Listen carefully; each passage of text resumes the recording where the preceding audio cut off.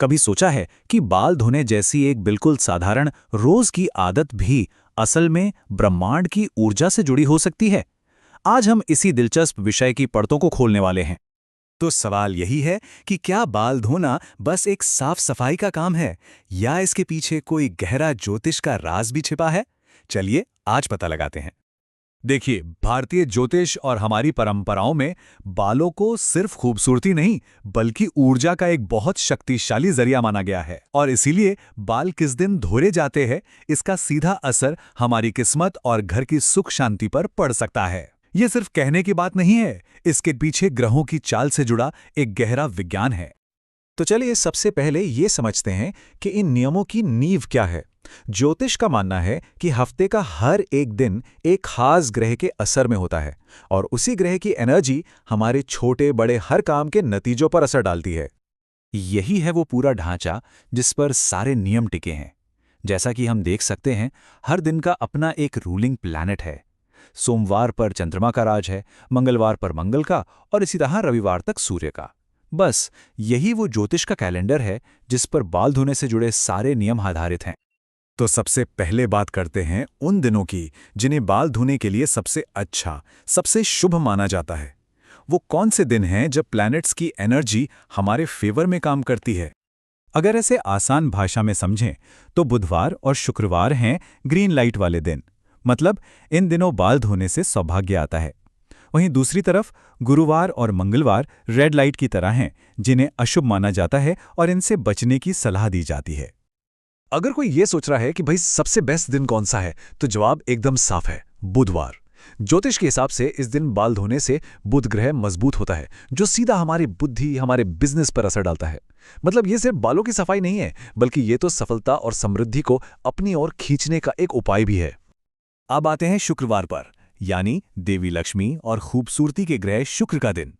शास्त्र कहते हैं कि इस दिन बाल धोने से न सिर्फ घर में धन और धान्य की बरकत होती है, बल्कि ये किसी के भी पर्सनल चार्म को, उसके आकर्षण को चार चांद लगा देता है। तो अच्छे दिनों की बात हो गई, अब जरा उन दिनों पर आते हैं जब बाल धोने की सख्त मनाही है और परंपरा के मुताबिक इन नियमों को ना मानने के बुरे नतीजे भी हो सकते हैं। गुरुवार के बारे में तो शास्त्रों में बहुत ही साफ साफ कहा गया है। ये माना जाता है कि इस दिन बाल धोना मतलब सीधे सीधे घर में गरीबी को न्योता देना है। ये लाइन ही इस नियम की गंभीरता को बताने के लिए काफी है। लेकिन गुरुवार को ही क्यों? ऐसा क्या खास है इस दिन में? ज्योतिष में बृहस्पति ग्रह को, यानी जुपिटर को, पति, संतान और धन का सबसे बड़ा कारक माना गया है। तो इस दिन बाल धोने का मतलब है सीधे सीधे अपनी कुंडली के सबसे शुभ ग्रह को कमजोर करना, और इसका असर आर्थिक तंगी से लेकर परिवार की सेहत तक हर चीज पर पड़ सकता है। गुरुवार के बाद अगला नंबर आता है मंगलवार का। इस दिन भी बाल धोने से बचने की सलाह दी जाती है। इस दिन का स्वामी है मंगल ग्रह, जिसे एक उग्र यानी गुस्सैल ग्रह माना जाता है। मंगलवार को बाल धोने के नतीजे भी कुछ कम गंभीर नहीं माने गए। मान्यताओं के अनुसार ऐसा करने से घर में नेगेटिव एनर्जी आती है, पैसों की तंगी बढ़ती है और यहां तक कि वैवाहिक जीवन में भी तनाव बढ़ सकता है। ठीक है, तो बुधवार, शुक्रवार, गुरुवार और मंगलवार का हिसाब तो साफ हो गया, लेकिन बाकी दिनों का क्या? और क्या कुछ खास मौके भी होते हैं जब इन नियमों का ध्यान रखना पड़ता है? चलिए अब इसकी बारीकियों को समझते हैं। अब यहां चीजें थोड़ी और दिलचस्प हो जाती हैं। जैसे इस सोमवार को विवाहित और अविवाहित दोनों को ही बाल धोने से बचने को कहा गया है। शनिवार को लेकर ज्योतिषियों की राय बंटी हुई है, और रविवार, ये अविवाहितों के लिए तो ठीक है, पर विवाहित महिलाओं को बचने की सलाह दी जाती है क्योंकि इसे पति के मान सम्मान से जोड़ा गया है। और सुनिए, ये नियम सिर्फ हफ्ते के दिनों तक ही सीमित नहीं है। अमावस्या, पूर्णिमा और एकादशी जैसी खास तिथियों पर भी बाल धोने की मनाही है। त्योहारों का भी एक सीधा सा नियम है।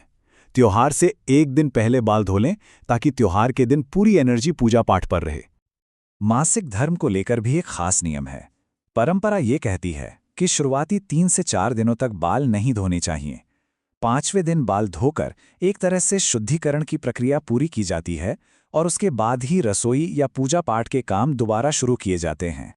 अब ये सारे नियम सुनकर जाहिर है कि मन में एक ही सवाल आएगा, आज की इस भाग-दौड़ भरी जिंदगी में इन प्राचीन नियमों को निभाना मुमकिन है क्या? क्या इसका कोई रास्ता है? और ये बात बिल्कुल सही है। खास तौर पर कामकाजी लोगों के लिए हर नियम का पालन करना बहुत मुश्किल हो सकता है। लेकिन अच्छी बात यह है कि हमारी परंपराओं में ही इन मुश्किलों का हल भी बताया गया है। तो क्या हैं ये उपाय? मान लीजिए मजबूरी में गुरुवार को बाल धोने ही पड़ें, तो पानी में बस एक चुटकी हल्दी या बेसन मिला लीजिए। दूसरे मना किए गए दिनों के लिए पानी में थोड़ा कच्चा दूध मिलाना एक कारगर उपाय माना गया है। इससे पता चलता है कि हमारी परंपराएं जितनी सख्त हैं उतनी ही लचीली भी हैं। तो आखिर में सारी बात आकर टिक जाती है परंपरा और सुविधा के बीच एक संतुलन बनाने पर। क्या इन प्राचीन नियमों में छिपे ज्ञान को जस का तस अपनाना चाहिए या उन्हें आज के ज़रूरतों के हिसाब से थोड़ा बदलना चाहिए? ये एक ऐसा सवाल है जिसका जवाब शायद हम सभी को अपने लिए ही खोजना होगा।